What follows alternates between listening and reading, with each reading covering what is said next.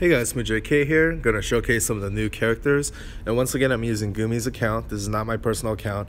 And I'm gonna show you what level 85 maxed out characters look like. So we're gonna test out actually MEI, FANG, and DENEB as far as hands-on goes. But I am gonna go over all the other characters like setups and stats. So first, MEI FANG.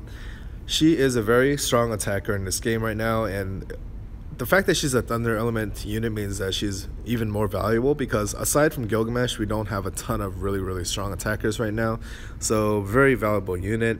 This is what she looks like with the Roaring Slash on. Let me take that off real quick so you get a better sense of her default stats. Still very high attack, of course, and that's due to overdrive.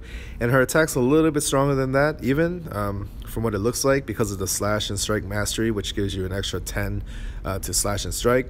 And slash is her default attack, by the way. Roundhouse block is a nice kind of damage mitigating ability or reactive ability. I wouldn't recommend any of these other ones. They're kind of like low proc, or quick action procs very well, of course, but you do have to get hit first, and then it just raises your agility temporarily. Avenger just has a terrible proc rate, so I wouldn't use that. Martial arts is a very strong skill set, and it has a lot of like status ailments and stuff like that, which we'll see. Basic martial arts is basically a cheap version of some of these martial arts moves, plus a couple of self buffs, so pretty useful stuff. Basic pitchback blade might be good in some cases, but I think she's going to be fairly jewel limited sometimes, so having those cheaper options is going to be pretty useful. So before we jump in, we'll go ahead and throw on a weapon for her, and this is going to have a really nice weapon ability that has 4 range and a 5x5 AoE, so it's a really nice AoE move.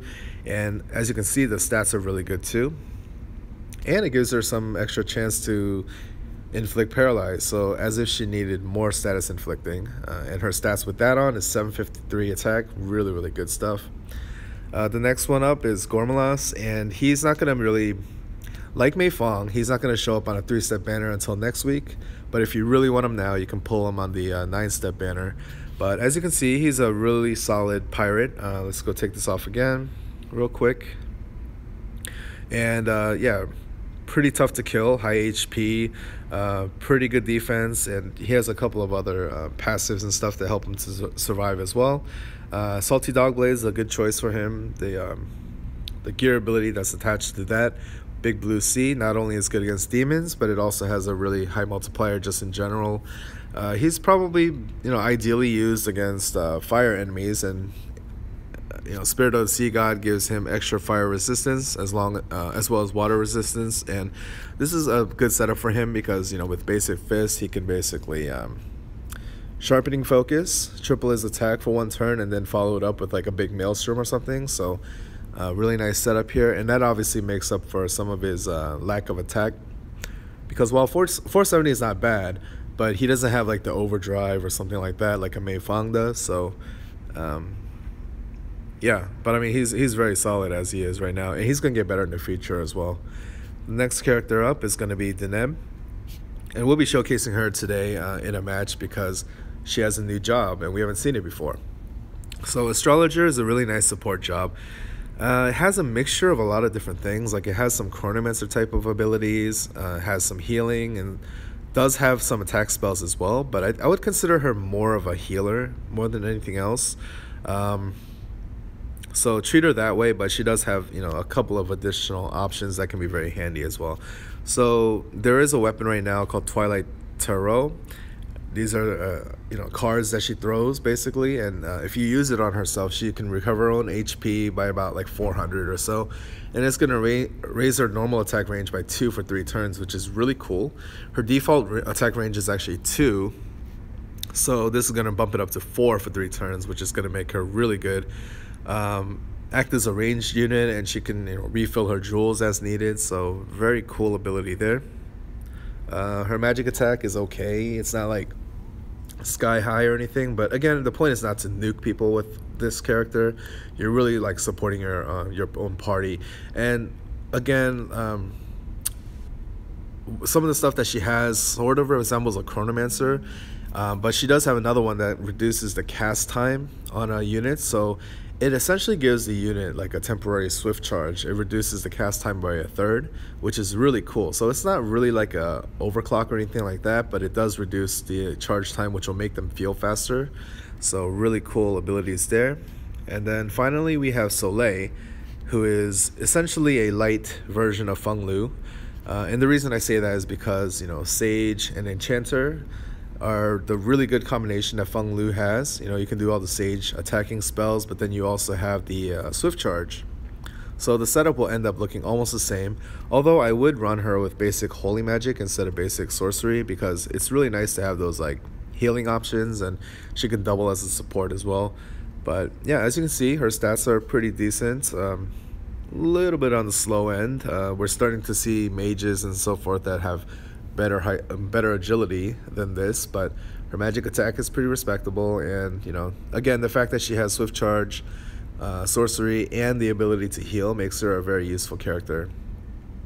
So we'll go ahead and jump into a match now. We're gonna use DENEB and MEI and just see what's new, stuff that we haven't seen before, or I haven't seen before. I know some of you guys played JP, but we'll go ahead and jump into this level here. We'll use, where's DENEB? Here we go. We'll use MEI leader skill. Not that it really matters, obviously, but if you were to run these two units together for whatever reason, MEI leader skill of 50% HP would be pretty nice. DENEB has like a magic attack buff and a defense buff, so not quite as good for this kind of setup. So I think, oh shoot, I think I turned off auto. Yes, I did. Okay. So first we'll see what we have here. So these first three abilities are sort of similar in that they all inflict some kind of status. They all have a low 80% multiplier, and they all do extra damage against certain enemy types. One against machines, one against monsters, and the other one against humans. 50% extra for each. But they definitely look very different. They have different ranges and scopes, so we'll see what that looks like. Actually, we'll start off with Burial Gun because it's ranged and we can use it now. So let's go ahead and kill this. I was gonna say this lady, but it turns out to be Megistos. So yeah, there we go. So Megistos is a human, so it did extra damage there. Alright, so DENEB, she has a couple of healing abilities. So she has this Healing Atoll, which is a small amount of HP, quote unquote, and then Stellar Dignity, which is a little bit more, and it also raises their physical defense for 3 turns, I think by 20%. So it's a really nice buff and a heal, but it does have a slower cast speed. So we'll try Healing Atoll just to see what that looks like. I don't know if I'm pronouncing that correctly, don't hold me to it. Pretty standard looking there. But yeah, really nice to have a healer who can buff up defense at the same time and do a whole bunch of other things as well. So very versatile character. Let's just get some jewels here. Wow, so she was gonna do like 800 something even against a wind enemy, I believe, and with the crit it was 1200, so that was a lot of damage. It's funny because her normal attack's gonna do more damage than a lot of her skills, so keep that in mind. Alright, so let's try out her Sky Crush. This is a non-elemental attack. When it says 9 diamond, this is kind of tricky. It's actually kind of like a range of 4, basically, because it's like 4 on each side of her, and including the square that she's standing on, that's 9. So that's what it means by diamond 9. It's not a range of 9, which would be insane. So yeah, you can target it like this. Still a nice range though. So let's see what that looks like. It is a little bit slow though, so you will have enemies move unless you have like an overclock, and you can do that trick. Okay, so the damage wasn't great. The multiplier I don't think is that great. It is non-elemental, so you're not gonna have to worry so much about matchups, but that also means that you're not gonna be able to do extra damage. So again, she's not really used as a nuker. She's more for support. So notice that I can attack diagonally with her, and that's because of her normal range is 2. So, you know, if you go, a diagonal is treated as 2 squares essentially in most cases. So you could attack like that, you could attack like that, you could attack from 2 away. and she throws the cards. Pretty cool.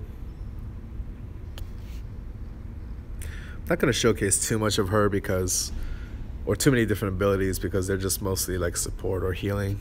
Nothing much to see. Alright, so Destructive Palm, let's see. So normal attack does 920. Destructive Palm does 723. So it does less because of the 80% multiplier, and because he's not a machine. It doesn't do any extra damage or anything like that to compensate for it.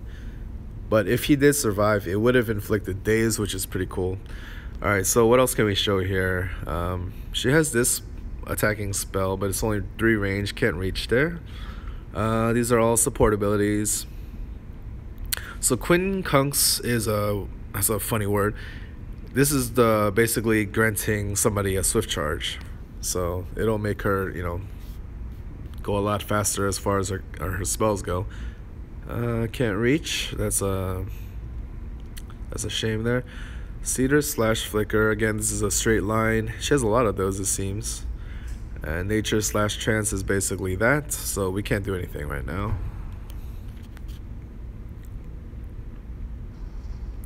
Obviously, we'll have to do a couple of rounds of this because we're not going to be able to get it all in. Alright, so let's show Ogre Slaying Lance. Now, this one says a range of 2, but it's actually range of 3, so there's a little bit of a typo there. Yeah, just treat it like a Retribution Blade, which I say all the time, but yeah, useful type of ability there. That would have done extra damage if it was against a monster. So, alright, so real quick, this one does 475. The Stronger Healing ability does 570 plus the defense buff. We're not going to use it, but just wanted to show you guys that. Alright, so let's do this one, Saturn in Fall. This is basically like a bind. Like, has 3 range, single target, and it stops them. So it's very much like a bind. Like that. Alright, so let's go in one more time, and hopefully we can show the rest of the abilities.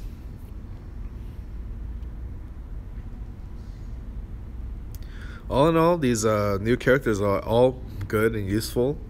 I don't think DENEB or Soleil are must-haves per se, depending on what you have, of course. But I mean, they don't really do things that are super unique, I would say. But MEI FANG can do a whole lot of status inflicting, and she does good damage. Gormalas is just very tough, and he's gonna get better in the future. But as far as like must-haves right now, I would say that probably none of them qualify, with the possible exception of MEI FANG. So, alright, so Burial Gun, we already showed that, right? Let's see Cedar / Flicker, because I don't think we saw this last time. So, another Retribution Blade type of ability. Pretty cool. Alright, DENEB, what I'm actually going to show with her right now is going to be her master ability. So it recovers some HP, and it also gives her 2 extra range for 3 turns, which is really cool. She basically becomes like an archer type of character for a little bit. And the best time to use that would obviously be if you need a heal, or preferably when you're like running low on jewels, so you can start farming jewels from afar and not really endanger yourself trying to do it by getting too close or anything like that. Oh no, she got stopped. That sucks. Alright, so let's kill one enemy here, get some jewels, and then see what else we can fit in to this match. That sucks. DENEB got stopped. I'm assuming that by the time stop wears off, her range buff is going to be gone, because I think it wears off after 3 turns, if I'm correct. So, okay, like I don't know if I mentioned this actually. MEI FANG has a diagonal attack just like Dorothea. So even though her range is normally just 1, she does have that diagonal attack available to her, which is really cool. But for now, we'll go ahead and show you Nature / Trance. So this is like kind of like a roundhouse kick type of ability. So like that. Kind of like a cheaper version of Great Death Mo or whatever. You know, it costs half the jewels. and doesn't have quite the scope, but still very useful. All right, so I think we're gonna have to farm up one more time. So this is a good illustration actually of when a diagonal attack is gonna be very useful. So if it was like this and I only had the normal range, I wouldn't be able to hit this guy or this gal, but I can actually move here and hit her rather than waiting for my next turn. So, you know, little places like that, you'll notice that diagonal attacks are very useful.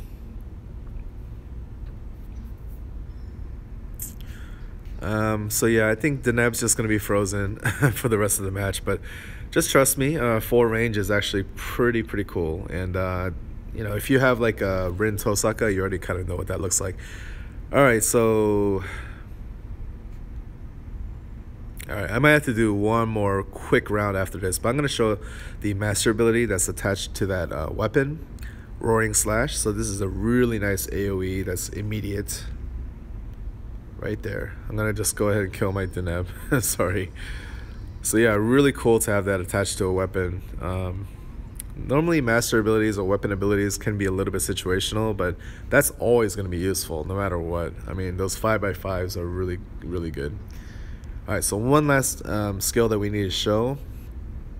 I'm gonna have to farm up some jewels first, and then I'll go ahead and do it. It's just one of those 5x5 hit things that are surrounding you type of move. So, you know, that'll end the video. I don't know. Probably not gonna get a chance to really use it too much, but yeah. So, I think the fact that MEI FANG is a thunder unit will make her more attractive to some people, though. It's still a little bit tricky to fill out mono thunder teams. Okay, so probably not the best positioning. Oh, I can't do it anyway. I need some more jewels. I need 50 jewels for that last ability that I'm gonna do. Let's see if I can get the enemies to close in on me a little bit more. Alright, so I did the buff, and now look, I have this crazy attack range. Pretty cool stuff. Alright, so that's all I'm going to show on DENEB. She's done. And then MEI FANG's going to kill some guys around her. Alright, so I'm going to stand right here. Oh, actually, I'm not going to be able to kill more than 2.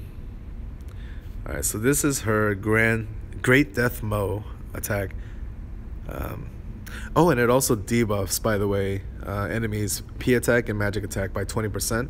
So it's not only a great offensive move, but also a defensive one, so a debuff. So anyway, that's the last move there. Yeah, pretty cool character, I have to say. It might take a little bit for me to like fully get used to her. She has so much variety, and you have to like, you know, situationally use the right attack. But yeah, really cool character. A nice new addition to the Thunder Squad. So hope you guys enjoyed watching this video, and let me know what you think about these characters, and maybe there's something I missed, something I didn't consider. But I think they're all very solid, and some of them are stronger than others. But yeah, it's up to you to whether to pull or not. Personally, I'm a little bit like after the Fate Stay Night banners and everything like that, and then followed up with Zane, I do want to be a little bit more cautious going forward and pull for like more limited units or must-have units rather than just every cool unit that comes out, because they're really good about releasing cool characters that I want, but I'm gonna try to be a little bit more selective. So anyway, thank you guys for watching, and I hope you enjoyed, and I'll see you guys next time. Peace.